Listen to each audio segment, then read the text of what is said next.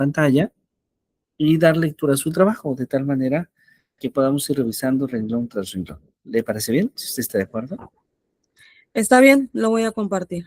Muy amable, muchas gracias.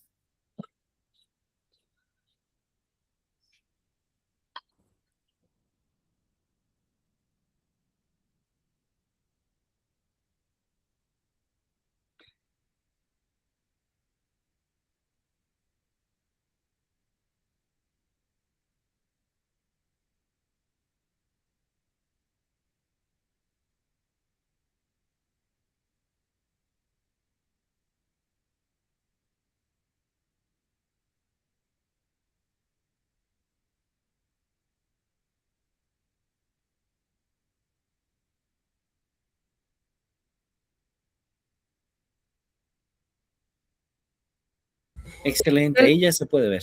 Ya le aparece. Sí, muy bien. Ok, lo voy a leer.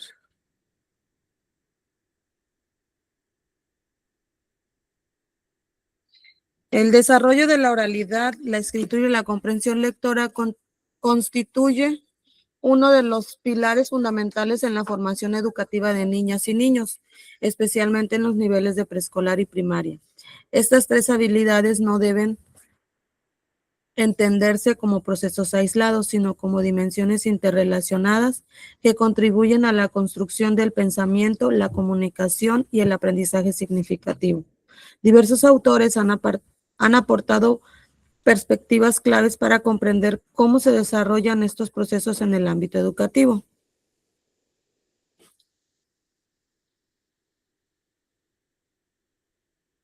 Fundamentos constructivistas y socioculturales. Desde el enfoque constructivista de Jean Piaget, el lenguaje, incluyendo la oralidad y la escritura, es resultado del desarrollo cognitivo del niño. Piaget plantea que el aprendizaje ocurre a través de la interacción del individuo con su entorno, mediante procesos de asimilación y acomodación. En este sentido, la comprensión lectora no se limita a la decodificación, sino que implica la construcción activa de significados a partir de los conocimientos previos. Por otro lado, la teoría sociocultural de Vygotsky destaca el papel del contexto social. Para Vygotsky, la oralidad es el primer medio de apropiación del conocimiento, surgiendo como una herramienta social. A través de la interacción, los niños desarrollan habilidades comunicativas que luego se internalizan. Su concepto de la zona de desarrollo próximo es fundamental para comprender cómo los docentes pueden mediar el aprendizaje de la lectura y la escritura. La psicogénesis de la lengua escrita. Para profundizar en cómo el niño accede al mundo escrito, Emilia Ferreiro y Ana Teberovsky revolucionaron la pedagogía al demostrar que los niños tienen ideas propias sobre el sistema de escritura antes de ingresar a la escuela. Ferreiro sostiene que el niño no es un receptor pasivo, sino que construye hipótesis sobre la escritura, como la hipótesis silábica o alfabética, mucho antes de dominar el código convencional. Teberovsky, por su parte, enfatiza que la alfabetización no es solo aprender a trazar letras, sino comprender la función social y el sistema de reprensión de la escritura conlleva. Estrategias y funciones del lenguaje. Isabel Solé aporta una visión esencial sobre la comprensión lectora, definiéndola como un proceso de interacción entre el lector y el texto. Solé propone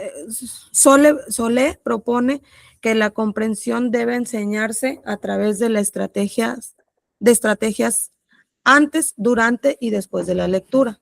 Predecir, verificar, resumir, permitiendo que el alumno se convierta en un lector autónomo capaz de aprender a partir de los textos. Desde una perspectiva lingüística, Haji plantea la teoría sistémico-funcional, donde el lenguaje se aprende mientras se usa. Según Halliday, la oralidad y la escritura se desarrollan en función de su utilidad social. El niño aprende cómo significar en diferentes contextos, lo que vincula directamente la competencia comunicativa con la capacidad de comprender diversos tipos de discursos.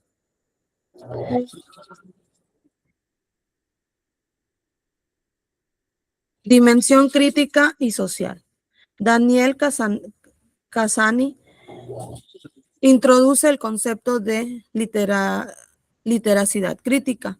Para Casani, leer no es solo comprender el mensaje explícito, sino también identificar la ideología, la intención del autor y el contexto sociocultural detrás del texto. En la era de la información, la escuela debe enseñar a los niños a ser arquitectos de sus propios textos y críticos de lo que consumen.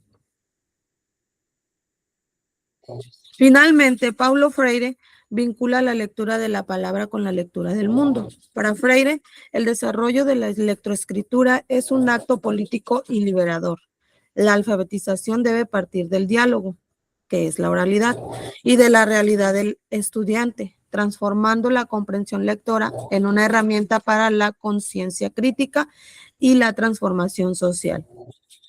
Interacción de perspectivas contemporáneas.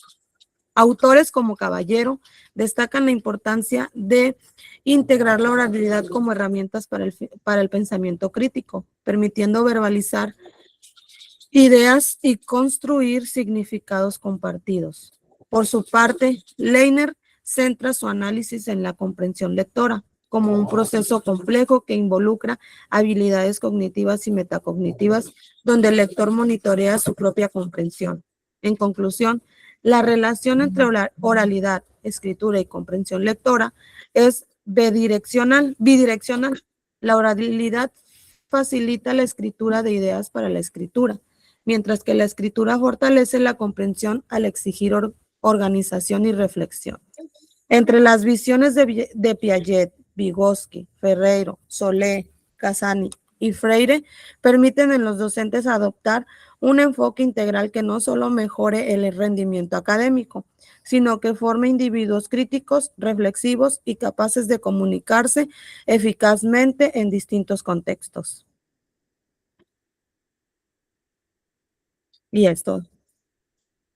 Muy bien, me gusta mucho su trabajo. Creo que conserva la idea de comparar estas visiones sobre la escritura, sobre la lectura, me gusta mucho. Si me permite poner la primera página, por favor. Muchísimas gracias. Un poquito más hacia arriba, donde cita a Piaget, donde cita a Vygotsky en Fundamentos Constructivistas y Socioculturales. Creo que ahí nos faltaría agregar entre paréntesis, después de Piaget, después de Vygotsky, el año de publicación de su obra. Es importante como, ya que se toman las ideas de las cuales se escriben, el año de publicación. Exactamente. De hecho, después lo hizo con otros autores, solamente con ellos dos no, pero si da un poquito más hacia abajo, en los otros autores, por ejemplo, sí lo hace. El caso de Emilia Ferreiro y Anna Teberovsky, sí lo hace muy bien. Perfecto. Entonces, solamente vamos a agregar eso y vamos a agregar las referencias. Ok. Vamos a agregar las referencias completas. Esto sería el final del texto. Esto será el final del texto, siguiendo el esquema de APA, que es primero el primer apellido del autor, coma, primera letra del primer nombre del autor,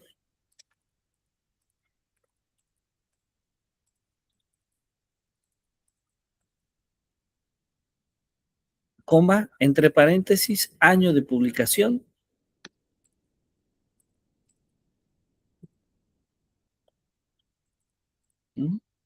punto, título, Todo junto. todo junto, sí, título, punto, editorial o nombre de revista,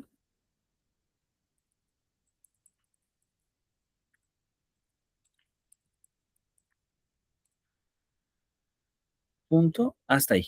Ese es el requisito obligado. Ahora, ahí tenemos una conversación entre Piaget, Vygotsky, Ferreiro, Solé, Casani, Freire, Teberovsky, pero aún nos faltarían 3 autores más. Creo que escuché que citó a Leiner o a Leiner. Leiner y Caballero. Podría, ajá, ay, caballero, ¿podría poner esa parte? Sí. Sí, es tan amable. Aquí está el de Leiner. Ahí está el de Leiner, así es. También le falta el año. También le faltaría el año, así es, a Leiner. Y creo que a Caballero también. Y Caballero, ajá, también. Y a Paulo Freire también. No es necesario que lo ponga cada vez que va el apellido, pero al menos la primera vez. Ya después, como por ejemplo en el segundo renglón, puede escribir para Freire, ya sin ese año. Ah, ok. Nada más ahí al inicio, ¿no? Donde lo menciona. Solamente la primera vez, ajá, la primera vez que se cita. Porque Daniel sí. Casani sí lo tiene. Ajá. Ah, perfecto. Veo que ya tiene los 10 autores. Sí, son 10. Halliday, exactamente. Perfecto. Vamos a agregar entonces las referencias.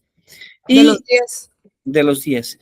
Y sería interesante que antes de escribir el final del artículo, pudiera profundizar un poco en las similitudes y en las diferencias que presenta cada de estos autores.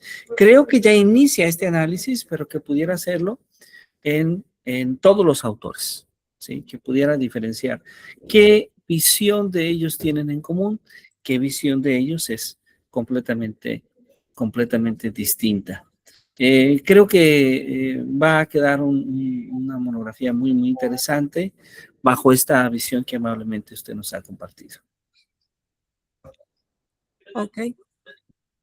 Muy bien. Perfecto, maestra Kenia. Me da muchísimo gusto. Si gusta dejar de compartir, excelente.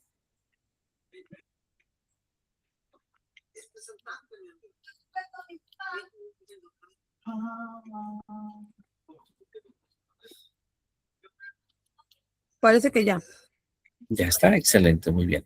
Bueno, si me permite entonces, ahora voy a compartir yo.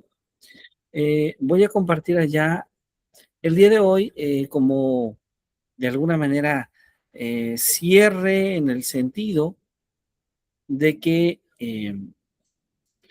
ya la tarea que sigue es terminar esta monografía. Me gustaría un poquito de poner énfasis en las partes de una monografía. Vamos a ir analizando las partes de una monografía y al mismo tiempo que hablamos de las partes de la monografía, también aprovechamos para ver algunos detalles. Por ejemplo, en este caso, eh, la, la portada, debe de incluir la institución a la que pertenece el autor o los autores. Puede ser, si usted cuenta con una posición de trabajo en alguna institución educativa. Sí, estoy trabajando en una escuela. Perfecto, puede ser entonces esa institución. Debe de incluir desde luego el título, el subtítulo de su trabajo, el nombre completo y sus apellidos y la fecha en la que se presenta el trabajo. Es común agregar una especie de índice que incluye las partes del trabajo retomando el orden y el número de página.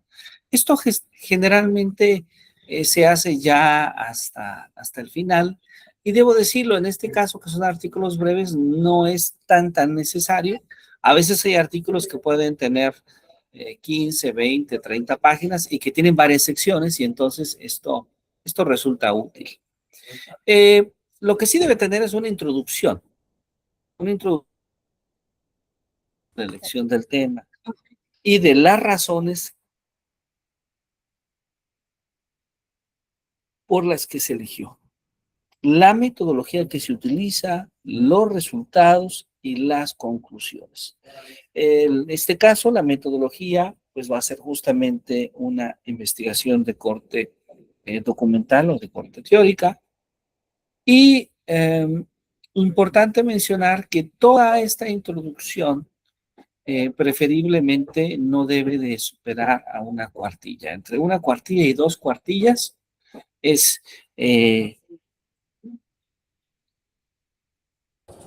Habla de la introducción.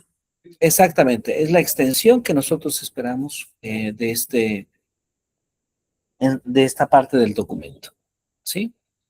Ahora, es común que dentro de esta sección aparece también, es decir, la introducción es toda una sección, pero a veces esta inicia con un resumen, ¿sí? Un resumen eh, que preferiblemente no debe de ser mayor a 300 palabras.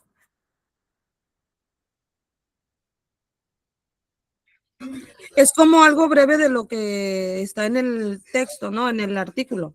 Exactamente, de lo que usted ya ha escrito, una vez que termine el artículo, esta próxima semana vamos a escribir un párrafo, son aproximadamente las 300, dije palabras, pero son letras, disculpen, las 300 letras, donde se ponen las ideas esenciales. Es como una especie de abstract que el autor, que el lector puede leer sobre el trabajo. Ok.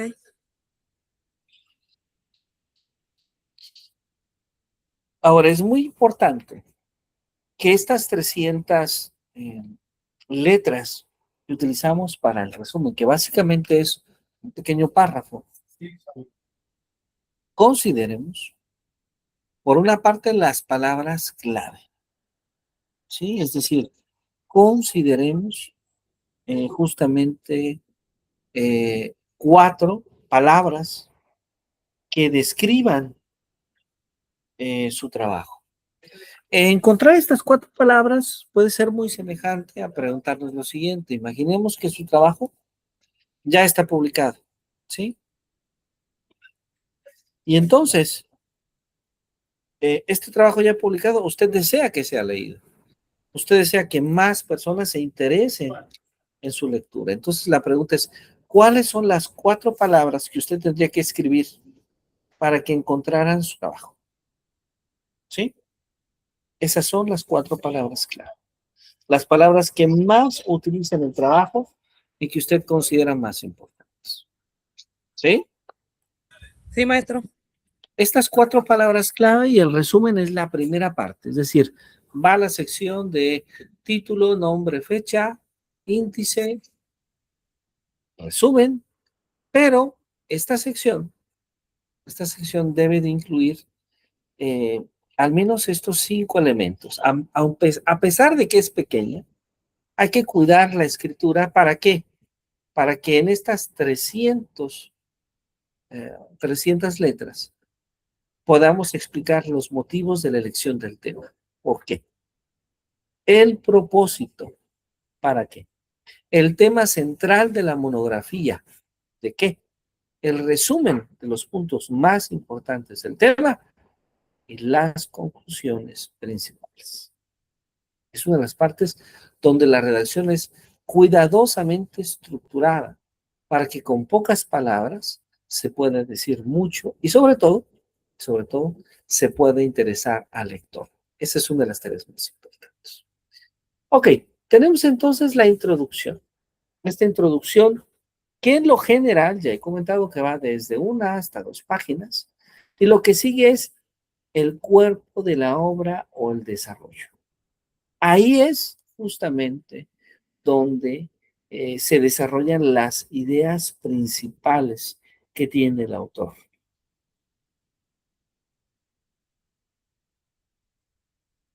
A veces estas ideas se pueden escribir en 3, 4 y 5 páginas, pero también a veces se pueden escribir hasta en capítulos, porque a veces hay monografías de una extensión mayor, ¿sí? Ahí va a depender un poco, desde luego, el tiempo, el análisis que usted realice, pero en general, como un mínimo, creo que es aceptable contar con unas 4 o 5 páginas del análisis del desarrollo.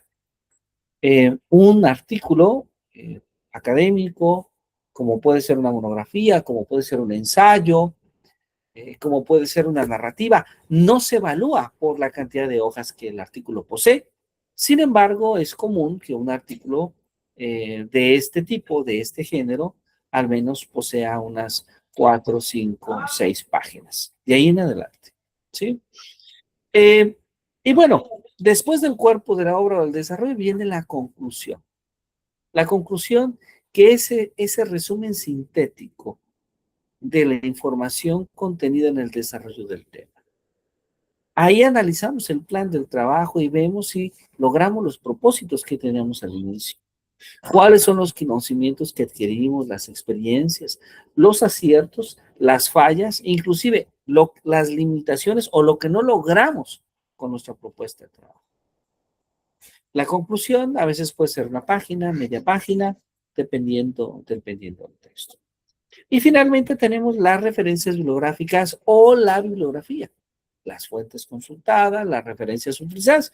En este caso, usted ya ha manifestado identificar 10 autores, que por cierto en el español son muchos de los autores más representativos, lo cual significa que ha hecho una buena elección de autores. Vamos a organizarlos siguiendo el formato APA, vamos a organizarlos de manera alfabética, donde tengamos esta descripción del autor, de la obra, de la revista, del año de publicación. En muchas ocasiones se pueden incluir periódicos, se pueden incluir audiovisuales o inclusive fuentes electrónicas. Es posible que algunas monografías requieran de anexos, es decir, a veces es necesario anexar un glosario cuando se utilizan términos rebuscados o técnicos. A veces es necesario establecer tablas estadísticas, gráficas o inclusive mapas o, por qué no decirlo, notas biográficas cuando la monografía que estamos elaborando es de corte histórico.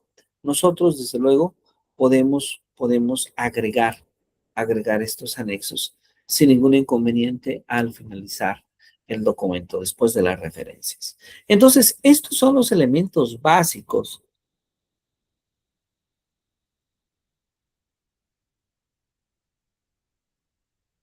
que una monografía debe de tener. Estos son justamente los elementos básicos que una monografía debe de considerarse. Ahora, hay que considerar siempre que una monografía es un informe de corte científico, de carácter exploratorio, bibliográfica o documental, que lo que busca es profundizar los conocimientos sobre un tema de estudio. Hay que tener esto claro para poder identificar que la monografía no es solo un resumen, sino que tiene una forma propia, tiene una estructura propia, distinta a otros artículos que son citados, tiene una nueva manera de ordenación, una redacción que puede ser apropiada y precisa. Y una monografía siempre busca contribuir a desarrollar en el estudiante habilidades, destrezas en el manejo óptimo de la información, de tal manera que es una forma de hacer investigación científica. ¿Qué habilidades ayuda a desarrollar este tipo de trabajos? Bueno, por una parte, delimitar un tema de estudio eh, referido a la investigación, poder recolectar, poder almacenar información pertinente de diversas fuentes bibliográficas, poder organizar la información referente a un tema central, poder citar referencias de fuentes fidedignas según un determinado estilo de redacción, e inclusive redactar ese informe cuidando la ortografía y las pautas para una confección como las partes que éstas tienen. ¿Cómo evaluamos una monografía? Que esto es relevante porque finalmente la monografía que cada uno de ustedes va a ser evaluada. Primero, vamos a evaluar el tema o el objeto de estudio. Un tema que pueda ser interesante, original, que pueda desarrollarse ampliamente. Segundo, las fuentes de información. Fuentes de información, tanto primarias como secundarias, que sean confiables y que tengan validez de acuerdo al contenido temático. En este sentido, usted nos ofrece un análisis de muchos de los principales actores líderes en ese tema. Pero también vamos a considerar la organización de la información. Una información recopilada que debe de estar bien organizada, con subtemas expresados en los párrafos que sean coherentes, que se relacionen de manera progresiva siempre con el tema central. Y que además se hayan utilizado de manera adecuada las citas y las referencias de acuerdo al estilo elegido. De tal manera que éstas apoyan al desarrollo del tema, pero también enriquecen el contenido. Y finalmente, las conclusiones. Conclusiones que sean claramente formuladas, que se relacionen con el tema, que den evidencia del conocimiento de quien escribe, pero también de la comprensión del tema propuesto. Y claro, la presentación final. Esta presentación final que está siguiendo el estándar que nosotros hemos considerado en la red IBAI, y que cumple con un estándar global para procesos de escritura académica. ¿Cuál es el objetivo de este proceso de escritura? El objetivo de este proceso de escritura, naturalmente, es poder pasar de una escritura que se da en un seminario, en un curso, a que este producto pueda ser evaluado por otros colegas y que finalmente, maestra Kenia, pueda ser publicado. Y entonces se cumpla la función de un programa de posgrado en educación que no solamente busca desarrollar habilidades docentes en cada uno de nuestros estudiantes, sino también desarrollar habilidades de corte investigativo. Bueno, pues este es justamente un poco lo que quería platicar sobre la estructura, un poco también sobre la evaluación.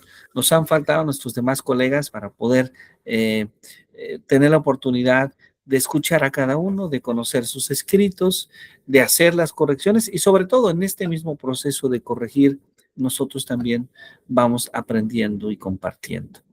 No sé si usted tenga alguna duda sobre esto que hemos platicado, maestra Kenia, estoy a sus órdenes. No, ya tomé algunas notas y voy a corregir lo que me hizo mención. Perfecto. Bueno, pues entonces, si usted no tiene inconveniente, con esto cerramos nuestra sesión. Ha sido una sesión muy breve. Pensábamos en esta sesión tener la oportunidad de revisar los demás trabajos, pero bueno, si no han sido presentados en esta ocasión, significa que serán presentados ya en su versión final el próximo jueves, de tal manera que, bueno, yo le pediría atender, por un lado, las correcciones, por otro lado, atender los puntos que hemos comentado esta noche, para que usted pueda el próximo jueves poder presentar su monografía en su versión final. Sí, maestro, está bien. Bueno, pues es un gran placer saludarla y deseo que tenga usted una muy buena noche. Un placer saludarla. Gracias, igualmente. Hasta luego, buenas noches. Adiós.